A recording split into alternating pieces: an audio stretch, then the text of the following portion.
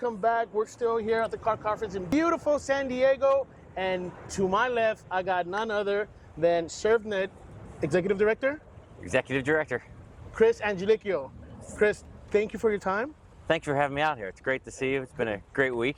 I know it's been a great week, and it feels like it's been long, but there's some good content out there. I like some of the stuff that we've been doing, and it's San Diego. I mean, look at the back. You can't complain.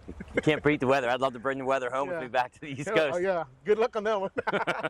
Hey, so real quick, Chris, thank you for your time. I appreciate you being here. I wanted to get you on here, and I wanted just to talk a little bit about, you and ServNet. Thanks for having me on here. It's always great to be with you and catch up. ServNet. So that's let's talk a little bit about ServNet. And I'll talk a little bit about my background and how I ended up with my connection to ServNet. So ServNet, as some know, some don't know, it's a premier group of independent auto auctions. So we're a group right now of 20 of the strongest independent auto auctions in the country that come together and work together to collaborate on ideas, best practices, joint market, and work together through some of the larger issues that an independent auction doesn't typically have a brotherhood to work through. So I love serving the independents and working with them. It's my background. So going back, grew up in a family-owned auction in Pittsburgh, and we were a member of ServNet until 2015 when our auction got acquired. So I have been very familiar, and ServNet opened a lot of doors for me through connections and just meeting people and opening some relationships that I wouldn't have been privy to otherwise. So you went from being in the auction and then flipping the chair and now being on the ServNet. I did. Was that a hard transition? It wasn't a hard transition, but it was an interesting transition to being one of the 20 powers that, everyone has their own, little ideas and thoughts, to really sitting back and working with it and trying to prioritize the needs of the whole.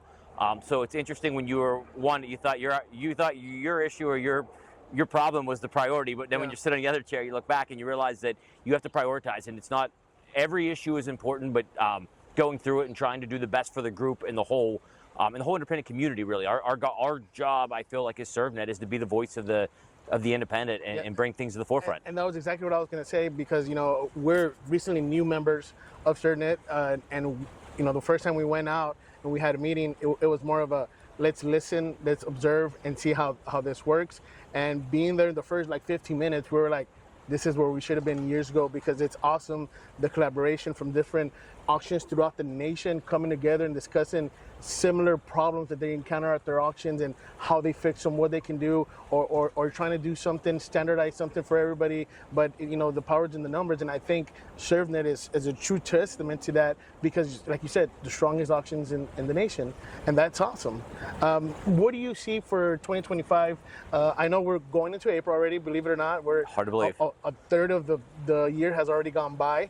What's new for ServNet, if anything? So I think the biggest takeaway we're going to have in 2025 is building our educational program for our employees. One of the biggest needs that we're recognizing is we have these group of employees that we can't always bring to the conferences. We can't always get out to get an auction academy or the other programs that are out there. So we're looking at programs to bring our employees together so they can build their peer network in their set department, and then we can work off of that to have some virtual education to follow their live education and their in-person education, but yet they're going to have that team to call and pick up the phone and they have an issue that they may not encountered in Texas, but maybe in New York or in Washington, they've encountered that problem, and instead of struggling over it, they instantly have that answer. And so our goal is to make the employees of the auction feel like we're investing in them as a whole group. We're investing, and we're going to have the resources out there. So we have a training coming up here in a few weeks for our arbitrators, and that's kind of the first step of this year. And we're working already towards our next. And that's one that's in Missouri it's at Columbia. It's in Missouri Auto Auction in Columbia. So we're going to go see Cody Boswell and team. And we actually have two of our guys going. So excited to have them. Chris, real quick, coming to conferences, and we have 4 or 5 conferences throughout the year.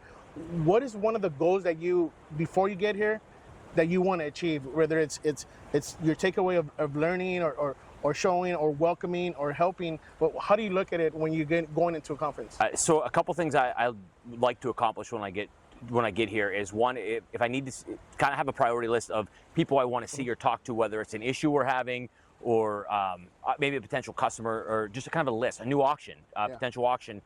Just get out there and get in front of them and meet them. And two is really to kind of go through the content list and pick a couple of the 3-4 segments that I think I really would like, I need to learn. They're pressing needs in our industry, and trying to make sure I'm in there and find those people and follow up and have the secondary conversations after their educational speech that I can get some more answers, or I have the resources to go to afterwards to get the answers from. That's awesome, because it's similar to what I do too. I scan the agenda, say, okay, that's good, that's good. I don't need that. You know, we had condition reports for like 10 years, it seems, and then we're switching over to EVs, and now we're doing AIs. So, you know, it's always helpful to know where you're going, because, you know, your time is very valuable, because you also have some of the accounts that you want to get in front of and talk to. And I think ServNet and the meetings that they have with different remarketing companies that some do have and some don't have, I think it's valuable and so precious to us. I know to us it means a lot, because we get FaceTime with some of the people that we don't get to, and ServNet gives you that opportunity to do that. And I think some of the other opportunities are just getting down and getting a consignor or potential customer in the room, is just listening. So sometimes you don't know what you don't know until you hear it. So maybe you're not prepared to get that one particular account yet because you don't have your mix shop, or you don't have recon transport. So you can go back and take those notes and listen to the other peers in the room, that, okay, I need to go back and get my game up to here before I go back and talk to someone about potentially getting business, or how I can help them in a certain market. Man, and that is precious information that we take, and trust me, every time we come back from wherever, whether it's a session or in a ServNet meeting or whatever, we brainstorm, we sit down and, okay, we heard this, we got to do that. You take notes, and then, like, okay, we got to try this. You know, if it works, great, and if it doesn't, hey, we tried. And that's the beauty of being an independent. That's why I said we can react quickly. So we can go back and auction. We see the auctions go back, and often they'll go throw something at the wall. It may stick, it may not stick, and they may not have the infrastructure to do it right away, but they will certainly try. And then they have that network to go back and ask, and they can call an auction and say, hey, tell me how you did this again, because you're on a smaller piece of property than me, and you made it work. I think I'm doing it wrong, more than likely. But, well, Chris, before we go, I always like to ask, what is your favorite quote? Do you have words to live by? Something that's a Chris mantra that you carry around with you. You got anything like that? I do. Mine is to really to treat other people how they want to be treated, and that's just really the golden rule. The golden rule. It really is not how I want to be treated, but how they want to be treated, and just to treat everyone with respect. You never know what anyone's going through on a certain day, so put a smile on your face, walk up, shake their hand, talk to them, because you may be the first person to encounter them that day. So kindness goes a long way, everybody. I'll say that for sure. Well, Chris, thank you for your time. I greatly appreciate it. We're gonna put this up, guys. If you have any questions, comments, or anything, put them below. Make sure you like it, share it, and thank you again for your time. Thank you for having me. It's been great. Hey guys, you know how we do it. At Big Valley, we're driving excellence, helping you succeed one vehicle at a time. Because when you're here, you're family. Your family. Thank you. Thank you, bro.